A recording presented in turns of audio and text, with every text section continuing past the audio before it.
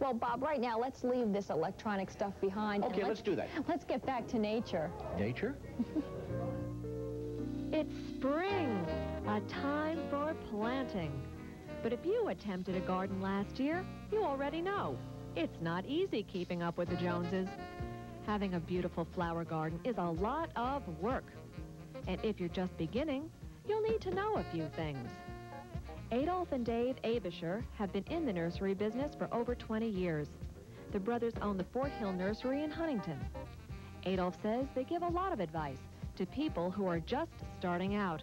First, I would find out where you were planting. If it's a sunny area, a shady area, and then we would go from there on the recommendations of the plants. And also, I would like to see some of the soil, maybe give it a soil test and find out what you actually need in that soil. And we go from there. But Adolf says you don't start by planting outdoors. The beginning of April is the time to start your seeds and bulbs inside. And as a rule of thumb, by May 15th, they're ready to be planted outside. Oh, just take them out of the pot and put them in the ground. Work a little peat moss into the soil, and in the case of bulbs, a little bone meal. And the rest of it, most of your annual plants, you'd use a liquid fertilizer when you plant. Of course, it doesn't end there. A garden has to be maintained, and Adolf says, watering and checking for bugs that can destroy your beautiful flowers is very important. It doesn't take that much care if they keep after it. If they let it go, and then they're lost. It cannot be forgotten because the insects are the major problem. You'll have spider mites, and especially on your marigolds, the slugs love them. And they have to use insecticides, and for slugs, they have to use the pellets, methaldehyde pellets. But before you start spraying bugs, you need to know just what kind you have. There are some signs to check for. On chewing insects, chewed out areas on the leaves.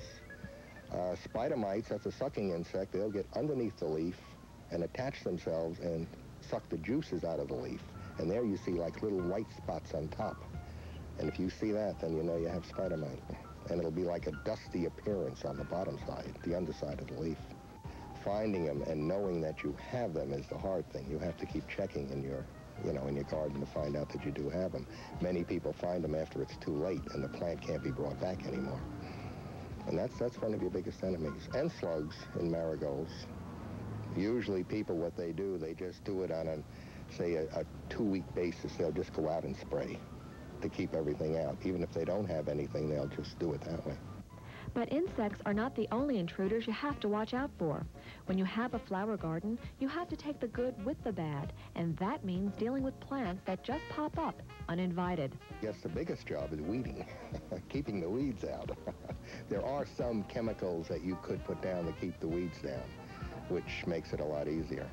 Especially as the plants grow, when they get close together.